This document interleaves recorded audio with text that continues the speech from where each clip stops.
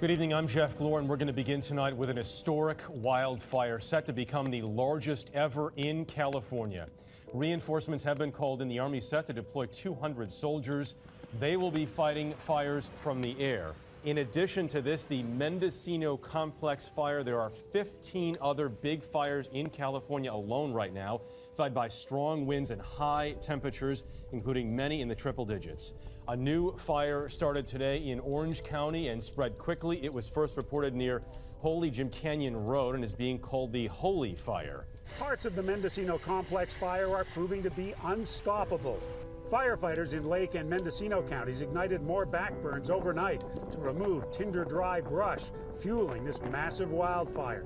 But fierce hot winds continue to whip flames into a frenzy. More than 400 square miles have been scorched, making this California's second largest fire on record.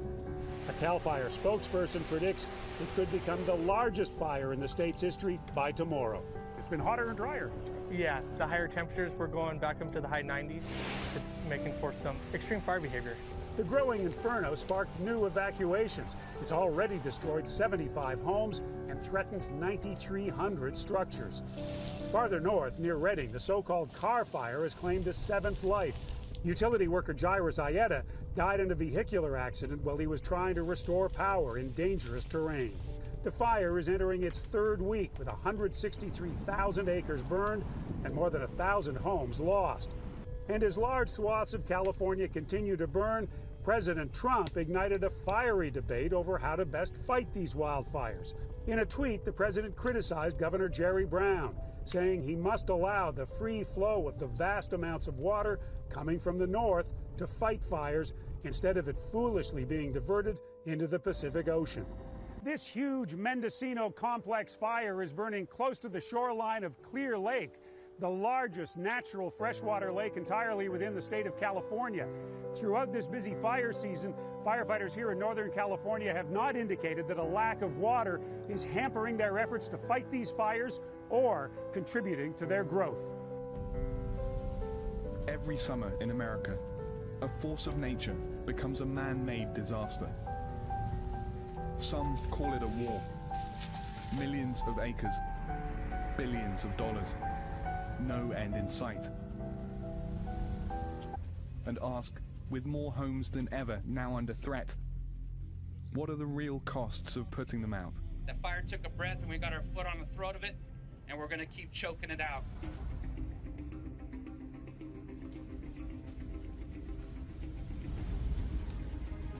The fire started yesterday at 2:05 p.m. It spread very rapidly. We committed 84 fire engines, 24 fire crews, 8 bulldozers, 6 air tankers, 13 helicopters, 4 water tenders, and 1,000 personnel as of this morning. And I can assure you there are no bounds being placed on me as a Riverside County Fire Chief in holding back the deployment of any resources. Early August, Southern California. The hills outside Los Angeles are on fire. California's governor has declared a state of emergency. We've just arrived on the scene. The situation is critical. The entire mountainside is smoldering. There's thick, acrid smoke smell in the air, and we're just following this strike team now right to the top of the mountain to where the fire line begins. For this blaze, the combined might of the firefighting forces of California is on full display. Number 2 priority for today. In just 24 hours, the costs have already run into the millions. It started really early for us in California.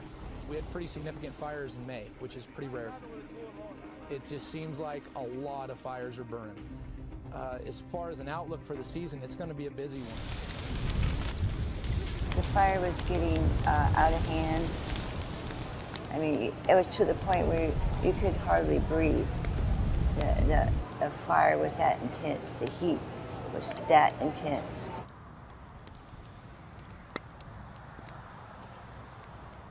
There was a fire tornado that wrapped a piece of steel around a tree, and they said the winds had to have been over 200 miles an hour for that to happen.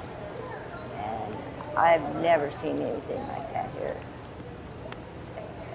It was very scary. This will be history. This is the worst fire I've ever seen here, ever. I don't know how I could get any worse than this. There's going to be a lot of people that without money. It's going to cost a lot. I went to my mom's and they were all in a panic, and then by the next morning it didn't seem like it was real yet. There was smoke, but that was it. And then I tried to get back home and it was, oh God, the second night about dark. It was like an inferno, we couldn't even get close. And my car burnt down. It was at the deli and we couldn't get through. So my car's a total loss. I'm just getting through one day at a time, getting back and forth to work, wondering when I can get into my place, wondering when my mom's gonna be back home. It's been a nightmare. It seems like it's still kind of erratic in some ways, not as bad as the first days, but we're treating it like if it was the first day. We don't ever want to have our guard down. We don't ever want to be complacent. So they're treating it just like if it was day one. Hopefully with Mother Nature behind our backs and giving us the weather that we need, we'll be able to hopefully try to get this fire under control, but we'll see. It just matters on day by day. Everywhere around the state has just been getting hit a lot, and it's just a non-ending battle right now. With the amount of drought that we've had, not a lot of rain, that's really causing some problems for us. And when you have drought and you have heat and no moisture, no nothing, we're gonna have a long fire season. Officials now say the so-called car fire in Northern California has destroyed more than 1,000 homes, making it the 6th most destructive in California state history. It is one of 17 large fires burning in California. Governor Jerry Brown has said this very busy fire season is the new normal. Maria Villarreal continues our coverage from California tonight. Giant flames as high as 40 feet roared into this Lake County community, forcing firefighters to take quick action. Crews rallied to save homes as the Mendocino complex fire continued to show just how unpredictable it can be. The winds kicked up, the temperatures kicked up, the humidities went down, and then we started getting really erratic fire behavior. This fast-moving wildfire has already charred 140 square miles, and it's still only 24% contained.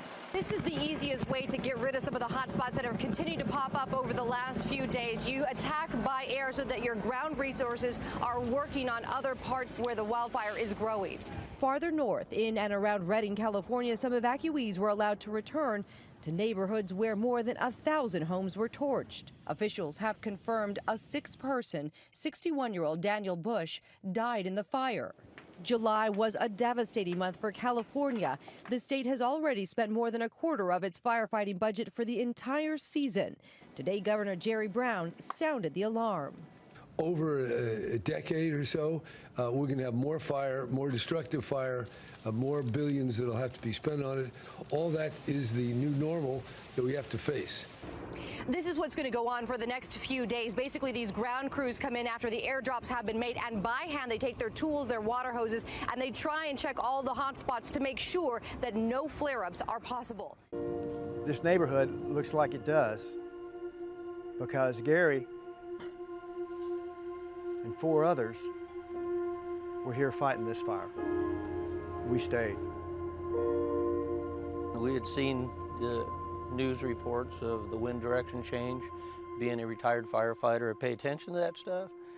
And when it happened almost on time from the news reports, it made the fire start coming in our direction.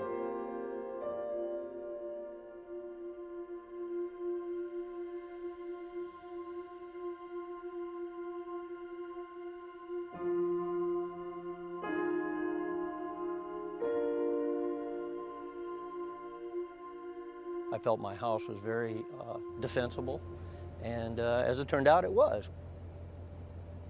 The embers were just starting to rain down. It was just smoke and just a sprinkling of fireballs coming down on us. And my wife, when she drove out, the smoke and the fire was just whirling around. Limbs and was flying, and she was, what's hitting the car? And it was debris, it was tree limbs, and everything was just swirling around. Garbage cans were being flipped around like nothing, just blowing like paper cups. And she said, I thought I was gonna die in the car right there. And she said, we just kept creeping out and finally made it through it. My wife was in the backyard and came back and forth, called me several times, said that she thought she was gonna die. That was, she doesn't have the experience. And, but she hung in there and stayed behind, and she was very, had a lot of courage that night. A lot of emotion too. But spraying down the sides of the house, the roofs of the house, and trying to put out any embers and keep the lawns wet, that was our strategy. I said, if I go, I said, I can't fight the fire if I'm not here.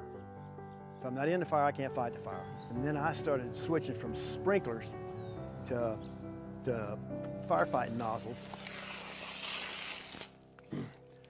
So this is far more effective than just a regular standard garden hose, because look how far that shoots out. And you've got that, and you can also adjust it for your different nozzles. There were actually 6 people that freelanced and protected homes in here. Some came to help their neighbors, and others were sons of the residents, those kind of things. But yeah, so there were 6 of us running around here doing things, and there's a few houses standing that I don't think would have been had not been for their help. I asked Gary if he was going to stay, and he said, Lori and I are going to stay. And I said, well, if you're staying, I'm staying. And I gave him my word I was going to stay, and I knew we were going to need each other.